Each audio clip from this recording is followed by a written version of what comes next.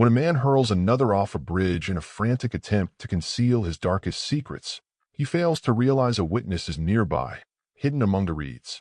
The 13-year-old boy, in a split-second reaction, plunges into the river. What follows is a tale of boldness, deceit, and how one boy's valor reveals a truth potent enough to upend lives. Before we delve into this narrative, let us know where you're tuning in from, and if you think a single act of courage can transform destinies forever.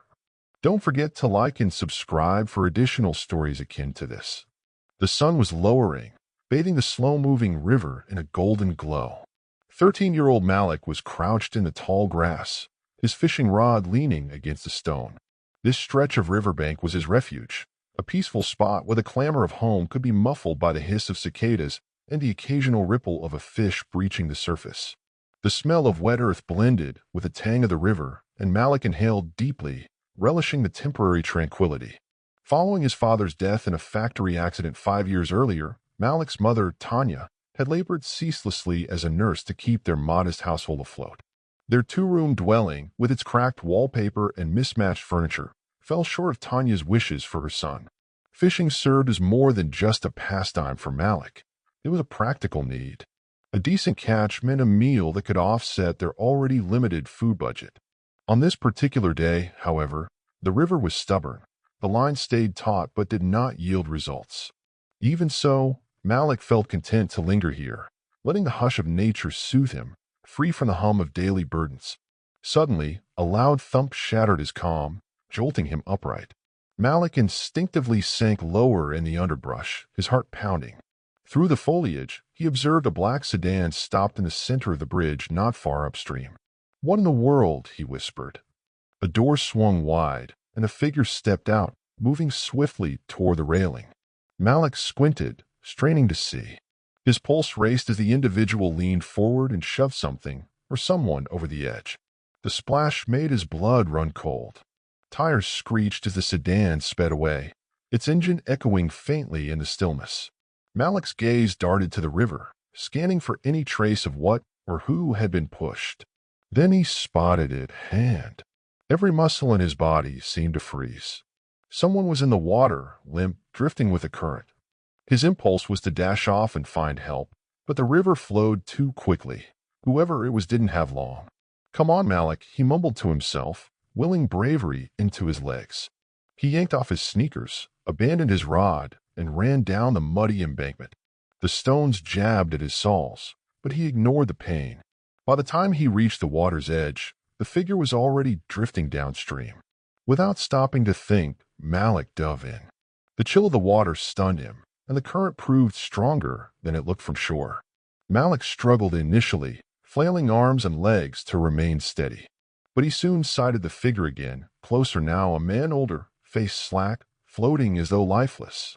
"Hold on," Malik hollered, even though he knew the man couldn't hear. Fending off the river's pull, he fought to reach him. Each stroke made Malik's muscles burn and his lungs beg for air, but at last he latched onto the man, grabbing him beneath the arms. The dead weight threatened to drag him under, and Malik feared, for a terrifying instant, he might not make it. "No," he growled through gritted teeth. In a final surge, he propelled himself toward shore, dragging the man along through the turbulent water. His fingertips grazed the muddy bank, and with an almighty effort, he hauled the man onto the grassy slope. Malik collapsed onto his back, chest heaving as he stared at the sky, now tinged pink and orange with dusk. Time seemed suspended. When he finally rolled over to check on the stranger, he noted that the man appeared quite old, perhaps 70, silver hair plastered to his head, a face drawn and hollow, with a deep laceration on his temple leaking blood. Malik's stomach lurched, but then he saw the faint rising and falling of the man's chest. "He's alive," Malik breathed, relief washing over him. But only just. The man's breathing was faint, his limbs limp. Malik tapped his own pockets in desperation, recalling his phone. It was gone, likely left behind in his mad dash. The hospital, the only one for miles, was over an hour away. Even if he found someone to help, time would be tight. He couldn't leave the man exposed on a riverbank, especially with the sun setting and wildlife beginning to stir. Malik's gaze flicked back to the unconscious stranger, and he made a swift decision. "I'm taking you home," he declared, though mostly to himself, for the man was still unconscious. The wooden door groaned as Malik staggered inside, practically carrying the man, his body shaking from fatigue and cold. Tanya, wearing her nurse's scrubs, stood in the cramped kitchen, scrubbing a pan. Hearing Malik's footsteps, she turned and gasped at the sight of her son supporting the stranger's dead weight. "Malik, what on earth?" she demanded, voice taut. She hurried over, letting the pot clatter in the sink. "I found him," Malik managed to say between wheezing breaths. "In the river. Someone threw him off the bridge." Tanya stared, stunned. She hesitated only a moment before taking the man's other arm, helping Malik ease him onto their threadbare sofa. "You should have called for help," she scolded, voice laced with fear. "On my phone," Malik's words tumbled out as he tried to steady his breathing. "I left it on the bank, and the hospital's too far. I didn't know what else to do." Her eyes moved across the stranger's soaked clothes and wan complexion. "This is serious, Malik. We need to call the authorities." "No," he exclaimed. "If we wait, he might die. He's just hanging on. Please, Mom. You can help him." Conflicted, Tanya wavered, torn between maternal concern for Malik's safety and her duty to help. After a tension-filled pause, she exhaled sharply. "All right. Step aside." She fetched her first aid kit from a high shelf, then knelt beside the man, her hands quickly searching for a pulse and lifting his eyelids to check his pupils. "Pulse is weak," she murmured, focusing on the fundamentals, though her voice betrayed her anxiety. Grabbing a towel from a nearby chair, she pressed it gently to the cut on his temple, wiping away thin streams of blood. Malik hovered, watching anxiously. "Malik, get some clean water," Tanya commanded. He raced to the sink, returning with a bowl. She dipped the towel again and gently dabbed the wound, wincing at its severity. "It's deep," she muttered under her breath. "He'll need stitches, but I'll do my best." As she cleaned and bandaged the injury, Tanya noted bruising on his wrists and large purple blotches around his ribs, like he'd been handled violently. She pressed her lips together. "Mom," Malik asked, voice trembling, "will he make it?" "I'm not sure," Tanya admitted, carefully disinfecting the wound. "Now, tell me everything." Malik's nerves jangled. He described how, while fishing, he saw a black sedan come to a stop midway across the bridge. Someone got out, hurled the old man into the water, then sped off. Tanya paused, absorbing his words. The notion of murder or attempted murder spiked her pulse. "Are you absolutely sure about this?" He nodded earnestly. "I didn't see who it was, only that it was a black sedan. It happened so fast." She let out a shallow breath, face pale. "Malik, what have we gotten ourselves into?" He swallowed, voice subdued. "I couldn't let him die, Mom."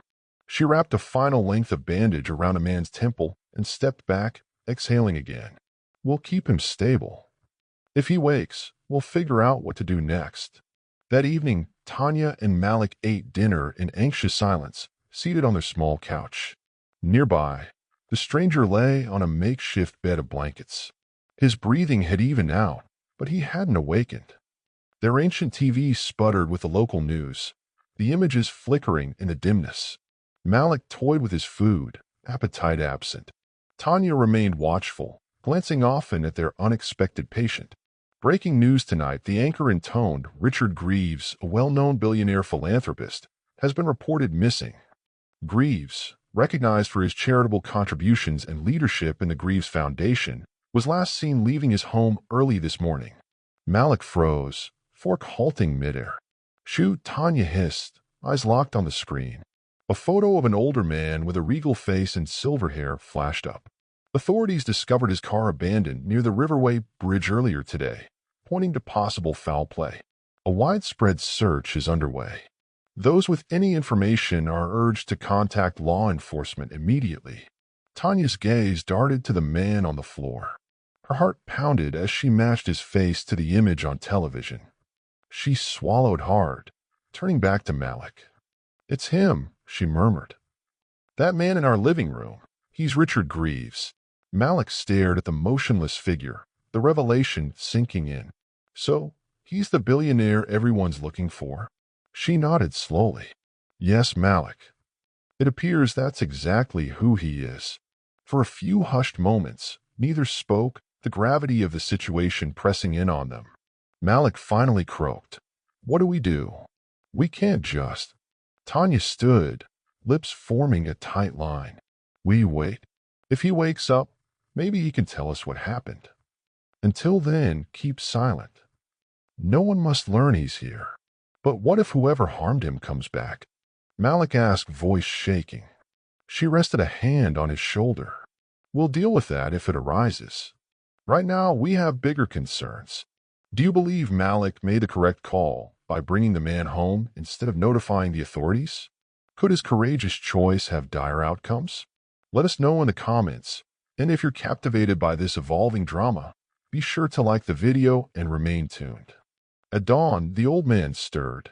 Malik, who'd spent the night slumped in a chair beside the makeshift bed, noticed Richard's faint groan. Mom, Malik called, forcing away sleep. He's waking up. In an instant, Tanya was at his side, kneeling on the floor. Sir, can you hear me? Richard's eyelids flickered open, his gaze foggy. He moved his lips but formed no sound initially, then managed a hoarse whisper. Where am I? You're in my house, Tanya clarified softly, studying his pupils for signs of trauma. My son found you by the river. You were badly hurt. He blinked, brow wrinkling, as though grappling with a half-remembered nightmare. Lifting a shaky hand toward the bandage on his temple, he flinched in pain. The river, he repeated, voice ragged.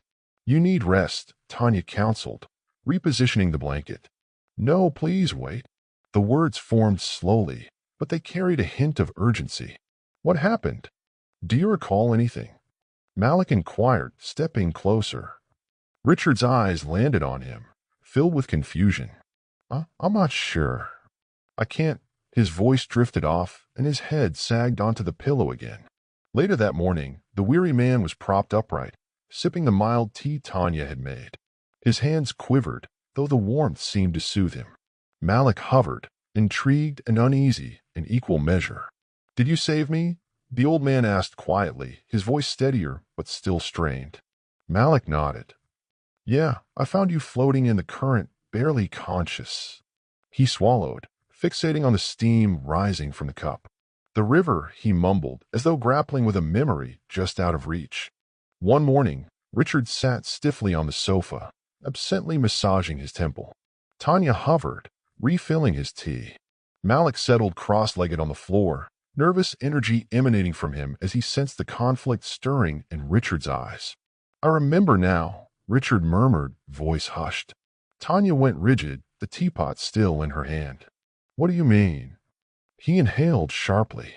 The man who tossed me over the bridge. I recognize him. It was Alan, my son-in-law. Malik's mouth dropped open. Your son-in-law? Richard bowed his head, resentment and sorrow mingling. He's married to my daughter, Emma. I trusted him completely. He had authority over all my financial matters, my foundation, everything. Tanya's brow furrowed. Why would he do such a thing? What pushes a man to kill his own father-in-law? Richard's fist clenched on his thigh. Greed, he spat. That's what. He leaned in, voice growing hard. I granted Alan access to my finances. Thought I was helping him his future, but recently I discovered odd financial discrepancies, small irregularities at first, then large sums vanishing. When I dug deeper, he halted, jaw tense. Malik prodded. What did you uncover? Alan was embezzling, moving my money into illicit accounts, forging documents. I think he bought property, cars, things Emma never knew about.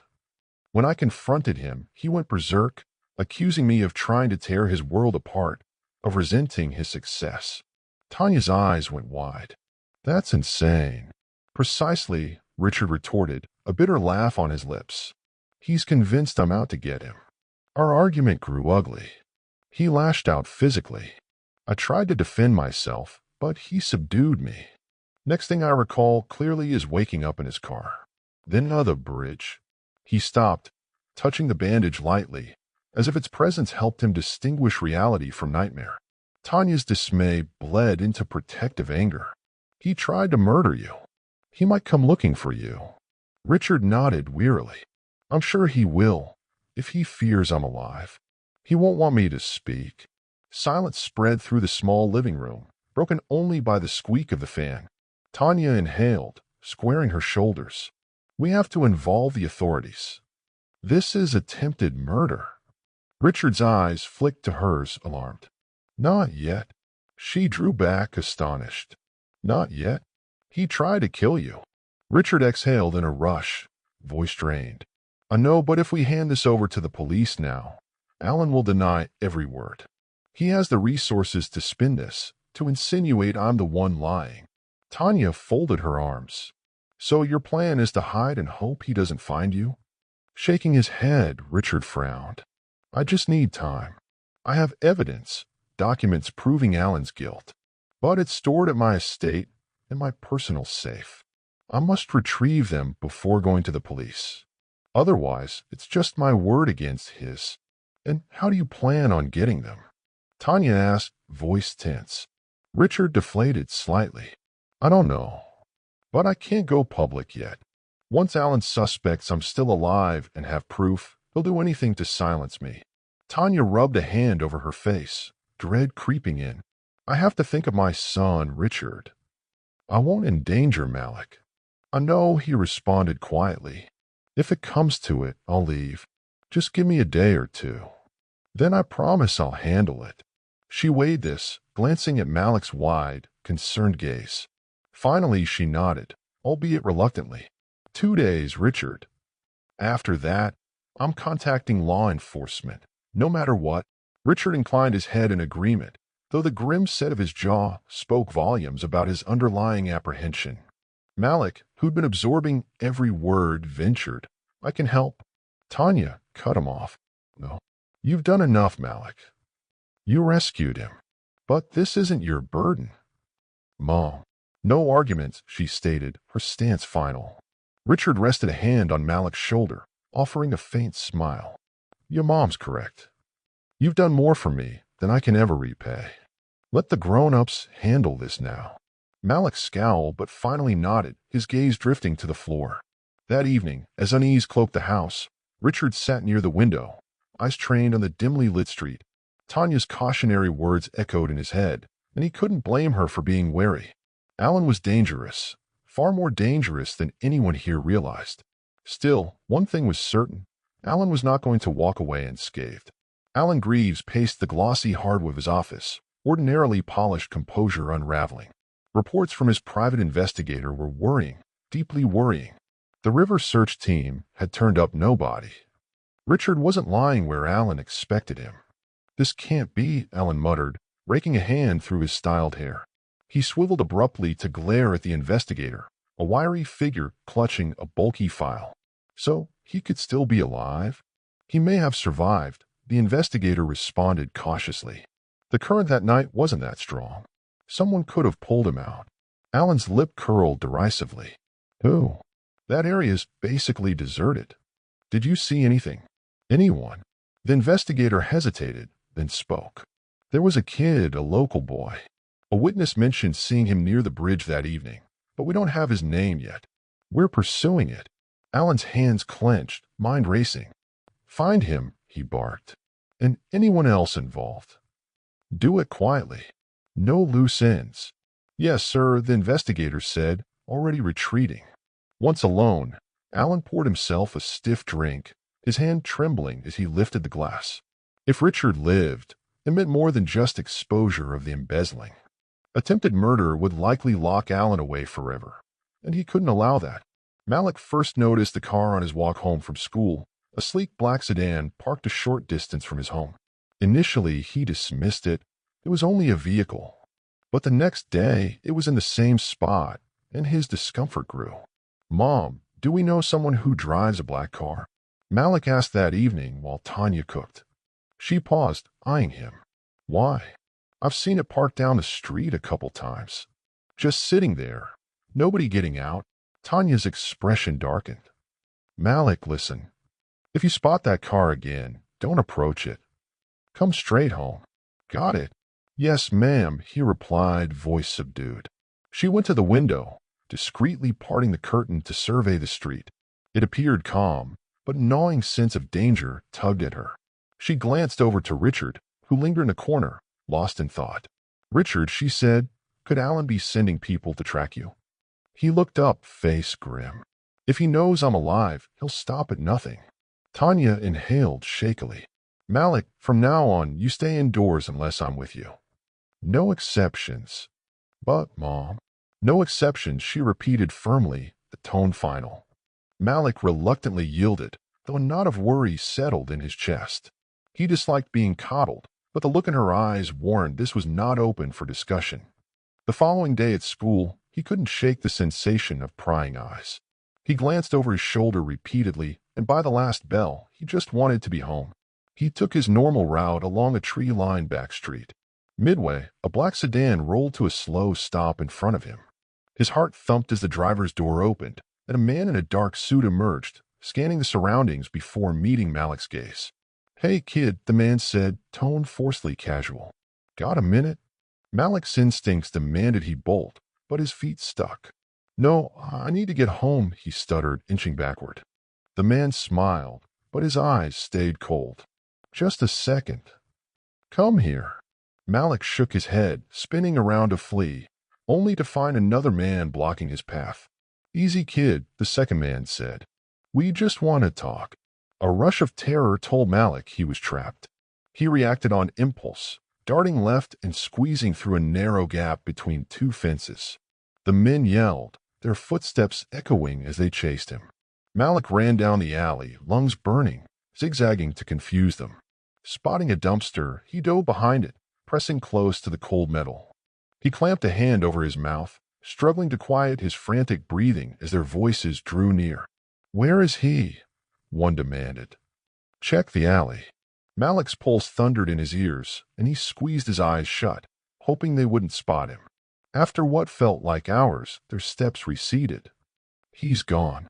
Let's move." "Back to the car," one muttered. Only when certain they were gone did Malik scramble out. His legs felt shaky, but he forced himself to continue.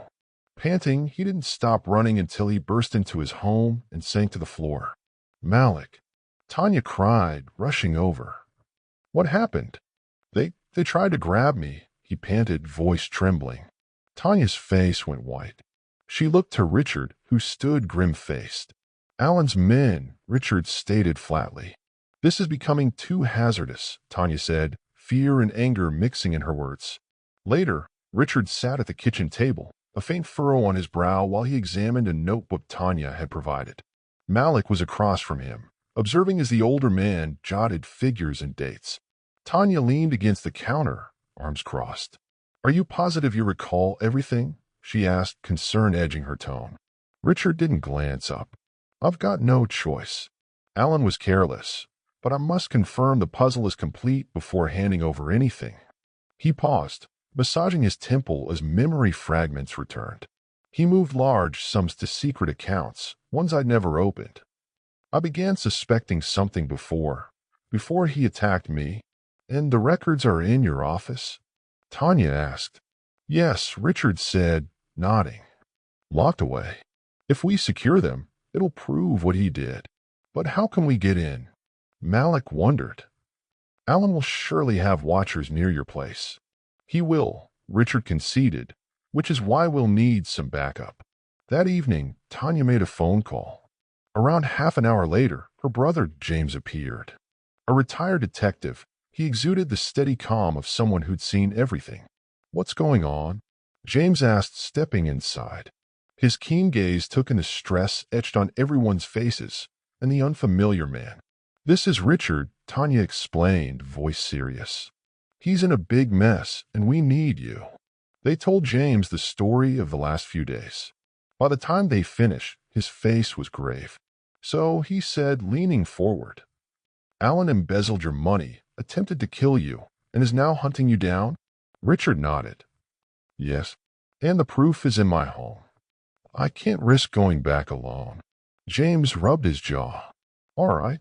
Step 1, I'll call some old buddies. If Alan's got watchers at the house, we'll know. Step 2, we'll form a plan to retrieve those papers safely.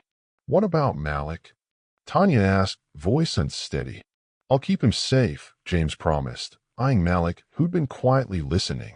You've got guts, kid. But leave the dangerous part to us, okay? Malik simply nodded, though his expression stayed steely. The following day, Richard and Tanya sat in the living room with a small digital recorder on the table. The scheme was bold, but it might buy them time to collect the proof they needed. Are you really sure? Tanya asked, adjusting the microphone. Richard nodded. It's the quickest way to squeeze Alan without giving away my location. If he fears the public knows, he'll panic. Taking a breath, Tanya tapped the record button. Okay, start. Richard cleared his throat, voice level. My name is Richard Greaves. If this reaches you, it means I survived a murder attempt by my son-in-law, Alan Foster. I trusted Alan with my finances and my family's well-being for years, but I was deceived. He paused, jaw flexing. Alan embezzled millions of my money, funneling it into illegal schemes. When I confronted him, he tried to kill me. He tossed me from the Riverway Bridge, but I lived. I also possess evidence of his crimes. Tanya silently signaled him to wrap up. To Alan, Richard concluded, voice resolute, you may think you've triumphed, but the truth is poised to come out. When it does, there will be no escape from justice. He stopped. The air was thick with tension. Tanya pressed the stop button and exhaled slowly. That's enough. What's the plan for it? Malik asked, stepping in. We'll send it anonymously to a trusted journalist, Richard replied. One who'll release it without revealing where we are. Tanya nodded. And while Alan scrambles to handle the consequences, we'll head to the house for the evidence. That evening, James returned with a status report. Alan's men are definitely keeping watch on the house, but they're sloppy, he said, folding his arms. We can slip past them. Richard nodded. Good. Then we go tonight. Tanya's eyes widened. Tonight? Isn't that too soon? The more we stall, the more precarious this becomes, Richard insisted. We've already taken a big risk with the video. No time to lose momentum. James gently squeezed Tanya's shoulder. I'll make sure they stay safe, he promised. Malik observed the adults mapping out their plan, heart pounding. Only now did he realize this wasn't just about saving Richard, it was about keeping them all alive. Alan Foster stormed into his office, clutching his phone. On the screen, Richard Greaves's anonymous recording played in a loop. Each word struck like a hammer against Alan's carefully managed facade. How is this even possible? He roared, slamming his fist on the desk. He should be dead. His chief enforcer, a broad-shouldered man called Decker, stood in the corner, avoiding Alan's raging stare. We're making progress, Decker said in a measured voice. Footage suggests it's from the Riverway area. We've narrowed it to a handful of neighborhoods. Alan's nostrils flared. That's not enough. End it tonight. Find him and silence him. Decker nodded, pivoting to pass along the orders to his squad. After he exited, Alan leaned back, exhaling raggedly. He could sense the walls caving in. If Richard was alive, and with proof, Alan's entire operation stood on the edge of collapse. Night had fallen when a black SUV crawled down Tanya Street. Peering through the drapes, Malik felt his stomach flip. They're here, he whispered, voice trembling. Tanya killed the lights in an instant, pulse thudding in her ears. Malik, take Richard and hide under the stairs in the crawl space. Don't come out until I say so. Malik nodded, gripping Richard's arm. Come on, he urged. Richard hesitated. I can't just. There's no time for heroics, Tanya snapped. Go. As Malik and Richard disappeared into the gloom, Tanya faced her brother James, who was loading an old revolver. Are you sure? She asked in a hushed tone. He nodded resolutely. They won't leave with him. Stay behind me. A thunderous crash echoed as the front door burst open. 3 men charged into the living room, menace in their eyes. Where is he? Demanded the front man, his voice booming. Tanya's heart pounded, but she raised her chin. Get out of my house. He sneered. Lady, you're in over your head. Hand him over, and we'll go quietly. James emerged, revolver trained on the intruder's chest. Looks like you came here for trouble. Now get out. The man's sneer faltered, and he motioned for his companions to spread out. Find him, he snarled. They began rummaging through the rooms, tossing aside furniture and rifling through closets. Tanya's pulse skyrocketed when one advanced toward the stairs. Hey, she shouted, grabbing a lamp and flinging it. It shattered on the man's shoulder, knocking him off balance. Before he recovered, James fired a warning shot overhead. Enough, James roared. Next shot won't be a warning. The leader lifted his palms, a mocking smirk on his lips. All right, old man. No reason to shoot. But the tense standoff shattered when Decker emerged from a corridor, yanking Malik out of hiding. Found the kid, he sneered. Tanya's blood ran cold. Let him go. Decker chuckled darkly. Not until you show us the old man. I'm here, came Richard's voice as he entered. Tanya spun around, stunned. Richard, no. Holding his hands in the air, Richard locked eyes with Alan's men. Leave the boy alone. This is between me and Alan. Decker shoved Malik forward, where Tanya caught him and pulled him close. Wise move, Decker said, stepping closer to Richard. Before he could seize him, James fired again, grazing Decker's arm. Back off. Chaos ensued. The men lunged at James and Tanya, the cramped room exploding into a brawl. Richard snatched up a fire poker and slammed it into one attacker, knocking him flat. Let's go, the leader yelled once it became clear they were outmatched. Hurriedly, they hauled Decker out, escaping into the darkness. James locked up behind them, breathing hard. Everyone okay? Tanya asked, voice shaking. Malik nodded shakily, and Richard squeezed his shoulder gently. You were brave, kid. Thank you. The next morning, James contacted a police acquaintance, tipping them off about Alan's crimes and location. This has to be airtight, James said, handing over the folder containing the records Richard had risked his neck to retrieve. No leaks. Alan can't see it coming. By midday, police swarmed Alan's estate, seizing sufficient evidence to charge him with embezzlement and attempted murder. Dragged away in cuffs, Alan glared icily at cameras. This is absurd, he fumed, all confidence gone. I haven't done anything. But as the damning evidence mounted, Richard's statements, bank transfers, the incriminating video Alan's protest dwindled. Later, Malik, Tanya, and Richard watched the coverage, speechless, as Alan was escorted into court. They got him, Malik breathed, a trace of relief in his voice. Richard nodded, though his demeanor stayed somber. He'll fight like a cornered animal, but at least the truth is out. Tanya patted his arm. He can't harm you or us now. Richard offered a slight smile, feeling the burden ease for the first time in what seemed like forever. Inside a jam-packed courtroom, journalists scribbled frantically, and onlookers murmured. Tension spiked as the judge took the bench. Alan, seated at the defense table, wore a mask of indifference, though his eyes were arctic. Facing him, Richard exuded quiet determination. On day one, the prosecution laid out Alan's scheme in precise detail. Forged documents, hollow corporations, and millions siphoned from Richard's accounts. Charts, spreadsheets, and emails left no doubt of Alan's complicity. On day two, Richard testified.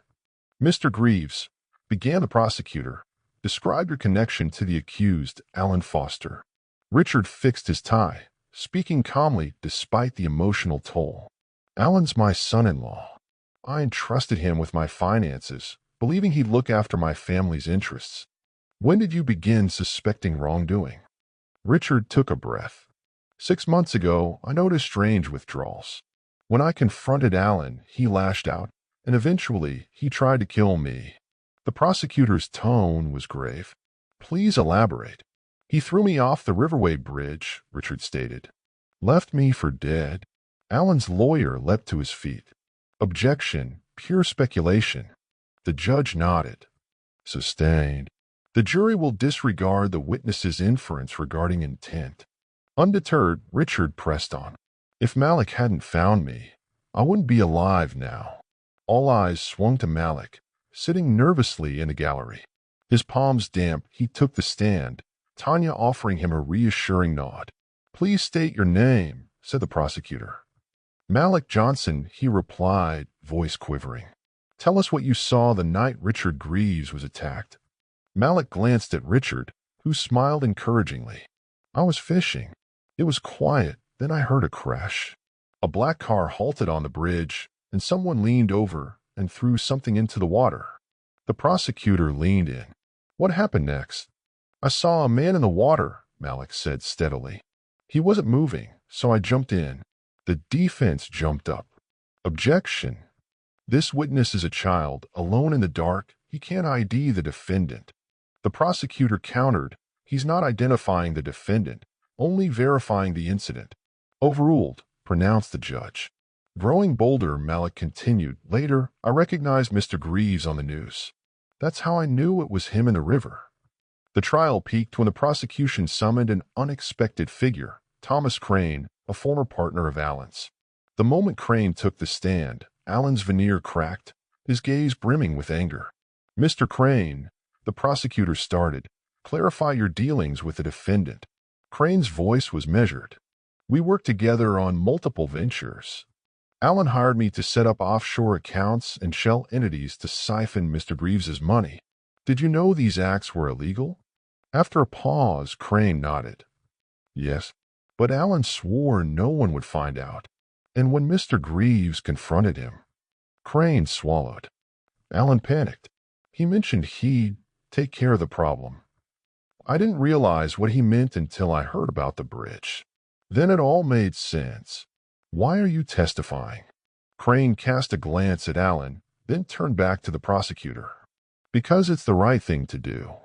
I can't erase my role, but I can reveal the truth. A murmur rippled through the courtroom. With that, the prosecution rested. In just 4 hours, the jury emerged. Their foreperson stood, face solemn as she read the verdict. We, the jury, find the defendant, Allen Foster, guilty of fraud, embezzlement, and attempted murder.